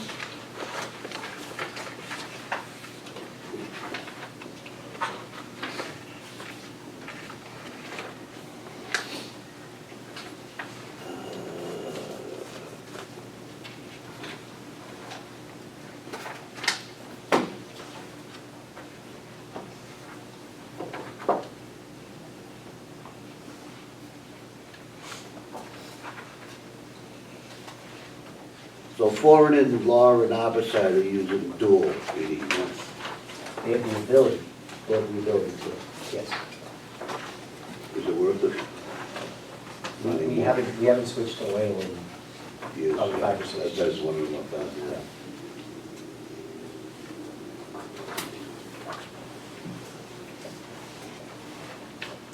Now, the West Shore one,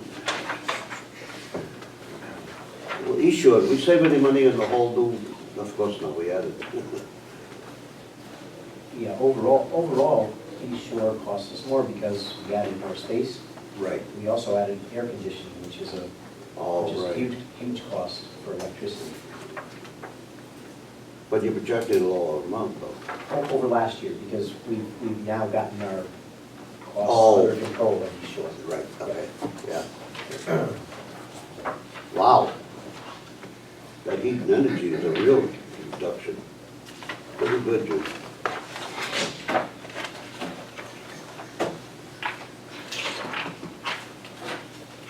$5,000 series, page 23.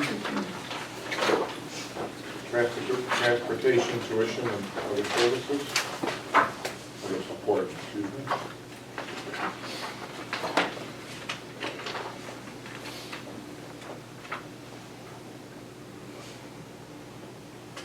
When you have a special ed, I'm sorry, on the page 23, 5109, 5111, special ed aid, I understand the aid, the van driver, is it not through the bus company or no? How's that work? We do have, the special education transportation is carried up above 5101, 5102, and 5103. But we also have, the district has 4 vans, Uh-huh. and 4 van drivers who are paraprofessionals, who supplement the Durham? the work. Yeah, correct. Yeah. They do a lot of program field trips for our students who need to get out in the community and learn within the community, different living skills and so on and so forth. Mm-hmm. Students that are going between schools from the academy to Parsons Perks. If you're ever here in the morning, come and get a cup of coffee from the, Oh, yeah, yeah. They even got a health permit, I noticed. yeah. Give me a break. It's required. You get a health Yeah. permit for your office? You should have coffee. Never see my office.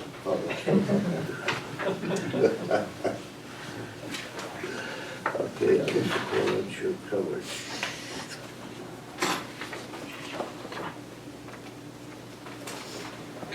Now, what are we talking telecommunications, 5401? That covers all, Telephone, truck runs, what? yep, all that stuff. Yeah. And as you can see, it's going down. And that's generally as a result of, we now have voice over IP systems throughout the district, which is, Yeah. you know, over time saving us money. Mhm.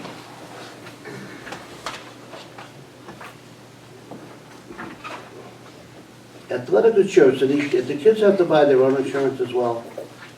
It's not required. Not required, No. right? It's, the Any athletic injuries are the parent's responsibility. It goes through the parent's health insurance first. Okay. This is a supplemental program that they can purchase, and there are certain things that are covered that the parents wouldn't otherwise cover. It's not a lot. And the travel mileage for all schools, here goes all schools. Yep. That is, in certain instances, we pay employees the IRS mileage rate, teachers that go between schools. Sometimes if they're going out of town for professional development. So that covers all mileage costs for, throughout the district. Did our athletic insurance go up when we added hockey? Get out of here. Don't get me on hockey. You're asking for trouble. I'll stay off camera on that one. Actually, there is one thing, and maybe I should just keep quiet about this, but with the athletic insurance, with the Affordable Care Act, Obamacare, people are having to pay higher deductibles, and so they're putting more and more claims through the athletic insurance. And in some cases, they are payable. So that's primarily the increase in the athletic insurance. It's a small amount, but, Right. But that's what they attribute it to. Who denies deductibles the that are claims not- and all that? Who's doing all that? We have an outside agency. Huh? We have an outside agency. Yeah. Who's your special ed? Educational supplies. Hold up a second, I'm sorry. Go ahead, take your time. Richard, I got the magnet school covered.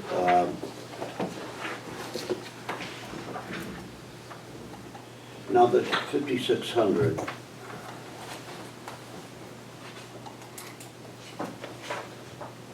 Okay, I'm all set on that. Okay. 6,000 series, educational supplies, page 29.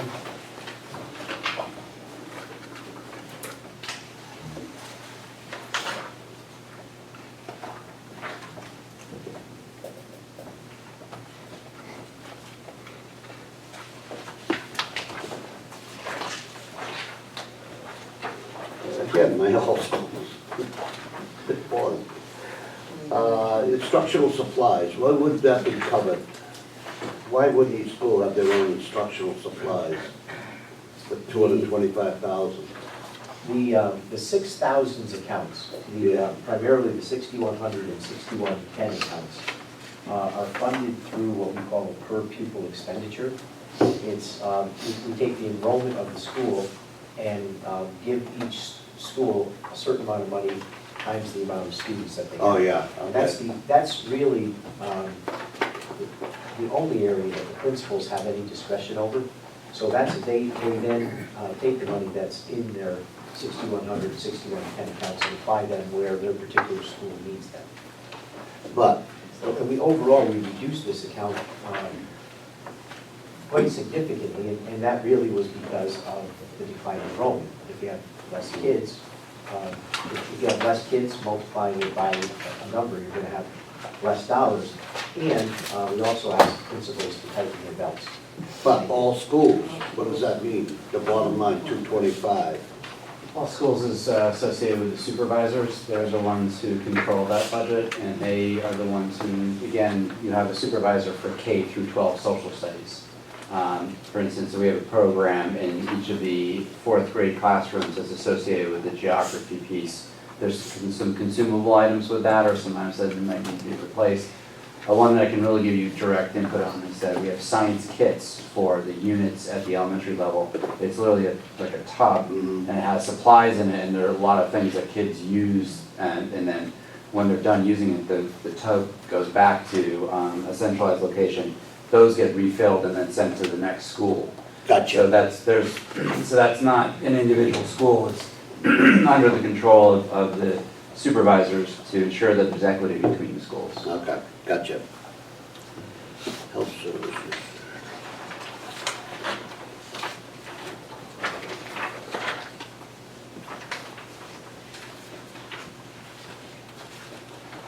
Well, on the graduation expense of the 6150, just out of, I don't see any figure on it, I don't think. What's our percentage of students from high school going on to advanced? 2 and 4 year colleges, I would say it's about 80, between 75 and 80%. Going on to college, you know, to 2 or 4 year colleges. 2 or 4, okay. So it's running 80%? I would say between 75 and 80. I can get you that exact percent. Yeah, no, I won't need it, but that's the average out. Not bad. What's our graduation rate? What would that come out? It's 97 point something % graduation. That's a state figure. Mm-hmm. Yeah, we really lifted that. Yeah, that's very critical. Now, does that include our academy kids as well? Yes, Do they graduate? yes. The academy kids? Yeah. They're graduating. Do they graduate with GED, or do they graduate with a full accreditation, or what do they get? No, they would get a Milford Public School diploma. Diploma? You know, for some of the kids, well, just like at 2 high schools, but for some of the kids, it might take them 5 or 6 years. Uh-huh, But the goal is to really have kids graduate. right. Mhm. Yeah. Okay, good. Not Thank you. every student, but they really have increased the number of students who graduate. Okay. And how many people are we teaching, 70? With the academy? But, yeah. It's as high as 85 to 90 by the end of the year. Of the students, and how many teachers do we have there? It was 6.4 in the book. 6.4. 6.4, huh? But that's all 4 years of high school. Right. Correct. So you have one math teacher, you have one English teacher, kind of thing. You know. But we also have to, we're mandated to, for physical education. And then we also want to provide kids some, like, the arts, so music, for example, we introduced. Is it done there, or are they able to go up to the other school to No, we bring a teacher into the school. to that? Okay. So they're not getting into robotics programs, they're not getting into the, what I would call a little bit advanced programs? We're currently working with the director, Sarah Cianti, about how we can continue to expand the offerings there, because we want to ensure that every Milford student has equal opportunities to get. Yeah, it's pretty hard though, I understand that. Sure, because it's just a small number. And they're difficult at times too. Okay. 7,000 series equipment, page 38.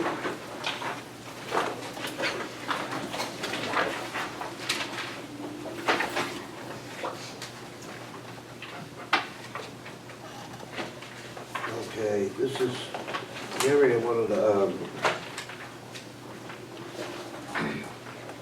I have a question on furniture and fixtures. There's a $25,000 increase on that. Is there a particular expenditure that relates to? Yes. That is, So part of the career, career To- pathway to high schools, the business labs. Is that what it is? if you look at appendix, in the appendix section, page A23, appendix K, we give you a list of the furniture and fixtures. And then you can see the computer tables for the language lab at Harborside, the computer tables and chairs for the business career pathway. Okay, so that was part of what we talked about earlier then. Correct. Thank you.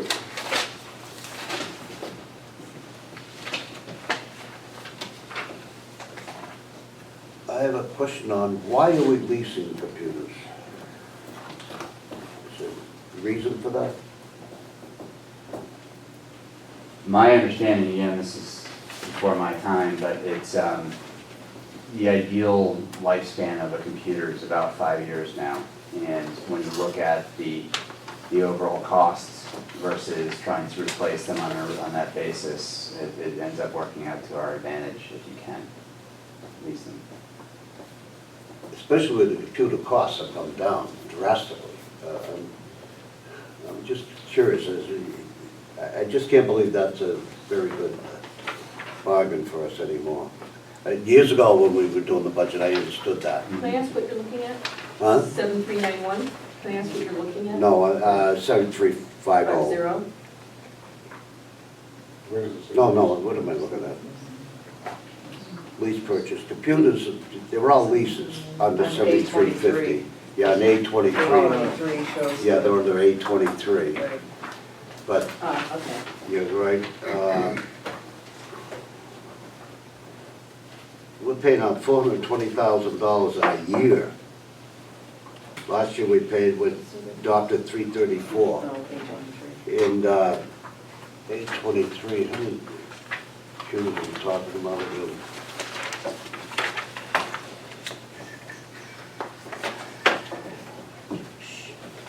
The Chromebook is new, I understand that. But even there, we're not leasing that, so. Desktop computers we're not replacing, they were replacement cycle. So we're talking about $273,000 of leases. Well, let's say 200,000, about 260,000 were from computer leases. I would like that to be looked at. And what type of computers we're talking about? They're HPs, I understand, but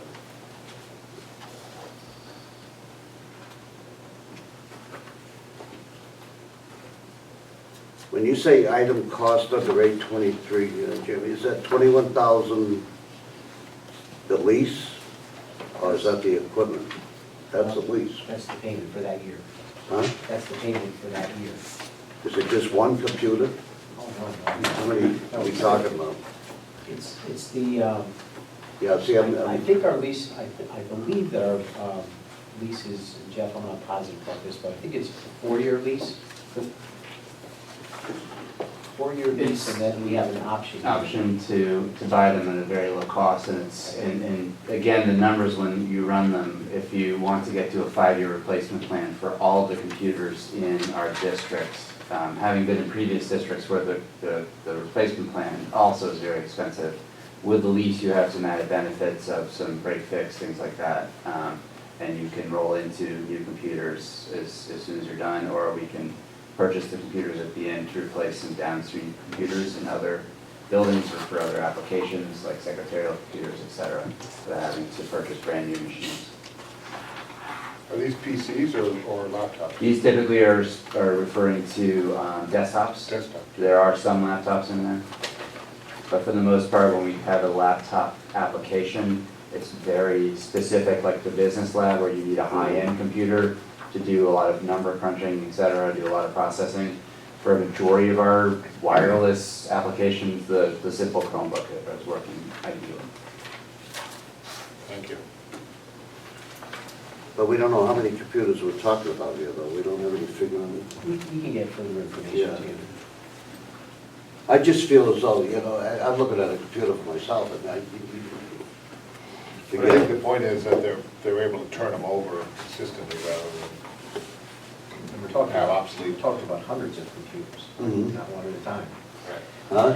Not one at a time, there's. Yeah, right. We'll find out how many is I think covered we'll by all this do lease. want to know that. We'll get So you be more ready for information. them. Yeah, I won't need it after this. well, we'll get it for you. Okay, I appreciate it, yeah. Yeah, I love it. Anything further on 7,000? If not, we'll move to 8,000, all other educational support.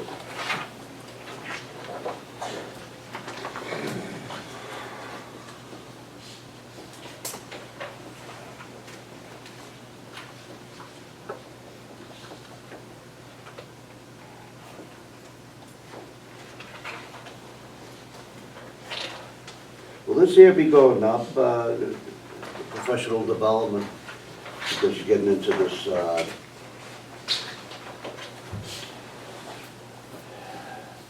the pathway, not for the entrepreneur, but with the others, computer science? No, You I don't mean, see we that haven't going had to up more? hire a single teacher. I mean, we have some really, really good teachers in the area of computer science that are, Yeah, I know, but as we were talking, that they have to get into more and more, delving into more and more technical stuff, and I was wondering, we're gonna see more increases in that area. In this line for professional development? Development, yeah, No, I don't anticipate an increase. stay about stagnant. Student activities. 8,200.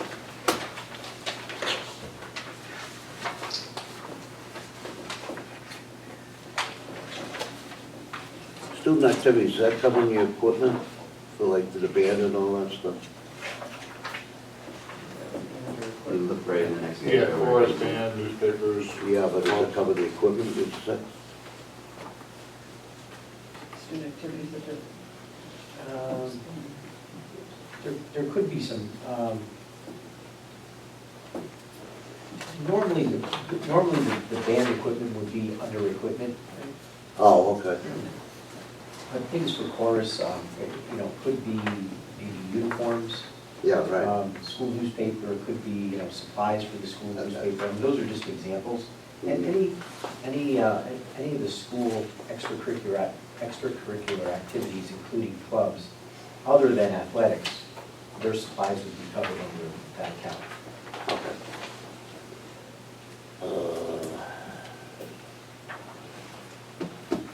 Student athletics, here we go. Boys hockey, 35,000, what does that pay, do you know? Is that for the, what?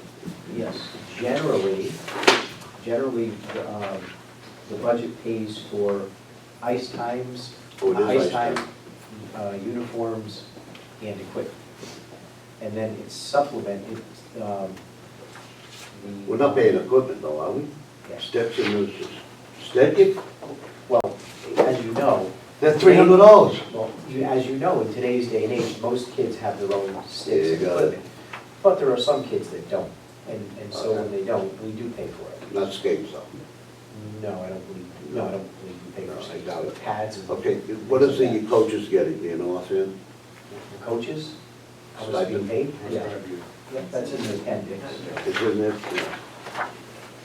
Which we can move to now if we have any grants details. And the appendix, we can, A15 is where the coaches are, A15. 8:15? And the hockey coach, $7,199 is the head coach, and the assistant coach is $3,193. Oh, one other thing that I'll just mention about the increase in the hockey program line. The board is now, there's a girls' co-op team. Right. It's Notre Dame, I think, Notre Dame.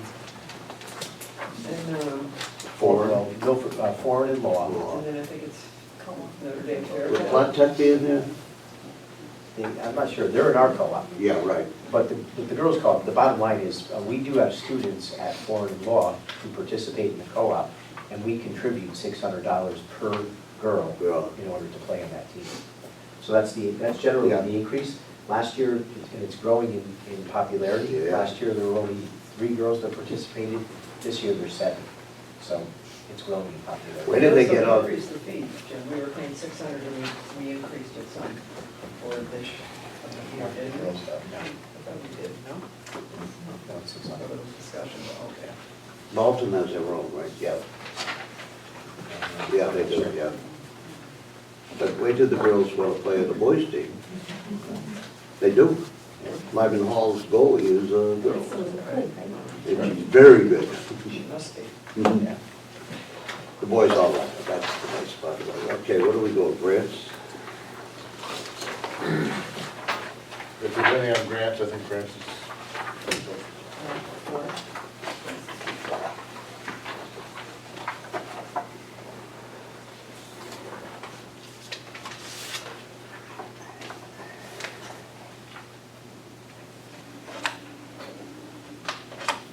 How do we go out getting any of these grants? Do we have grant writer within our system? Technically, no. These are, all the grants at the top are entitlement grants, which Right. means that Oh, we're right. entitled to them, and so we have to complete the grants every year, but we're not going out to get They them. got them, right. Ones down below are the competitive grants, that's a different situation where each year, Mm-hmm. those aren't guaranteed, so to speak, although I don't know if a lot of the above is gonna be guaranteed looking to the future, you guys don't know. That's a lot of money, isn't it? But we don't have anybody really going out to the other. We don't have someone who's a grant writer. We've had people who have written grants, small grants, but we don't have an official grant writer. Have you done a competitive basis on this to other schools? What we're getting in competitive grants and other schools are getting in competitive grants? You ever find that out?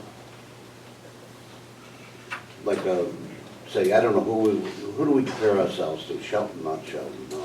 Shelton is one One of them. And we do Wallingford. No, we never asked them what they get in competitive grants or get their school budget or anything. Oh, I'm sure we could get there. We haven't looked at it, but I'm sure we could, you're talking about the competitive grants. Competitive grants, yeah. Like, for example, the Attendance Matters, that's a grant that was written by special ed, right? Christine Kennedy and on Adelaide, that's right. And that's really, that's a grant focused on kindergarten Mhm. attendance, because there's more and more research that talks about if kids start to be absent when they're kindergartners, they just develop that pattern. Mhm. Yeah, right. Mhm. So that's going on right now. Yeah, because we have a grant writer in the city, right? No. Did we approve? The open space person. Oh, yeah, that cost us. He writes a lot of grants. That's right, a lot of grants. That was 25,000. 61,000. No. Okay. That motion here. You want to go through the appendix? If there's any questions, I'm not going to go through it page by page, but certainly if anybody has anything they would like explanation on or comment, please do so. Nah. I think we covered it primarily through the other series, but. Spend a second. These are the things I talk about, Jim. We have all these of them. Yeah. Let's put them all listed here. But not contracted services. No. Yeah, this would be pages and pages. I know. Another book. Come on, you have to pay for it.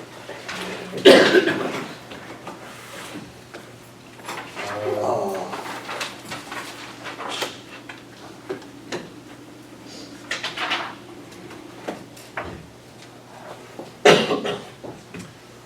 Well, thank you for coming out. I really do Again, a appreciate very helpful and thorough presentation. We appreciate it. All of your hard work. It's not till March. We have nothing next week, and we have one more city department meeting, and then a technical session. I think it's March 7th, I'll pull it. thereabouts. I have it right here. You got it. Here we go, March 8th. March 8th. Yeah, when's the technical session? Technical session is March 2nd. Actually, you can take this item about 3 minutes. March 8th is when the Milford Co-op hockey team goes into competition.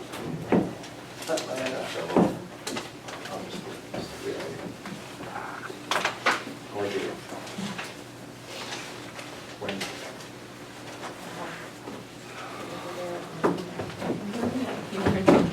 Is it up paper?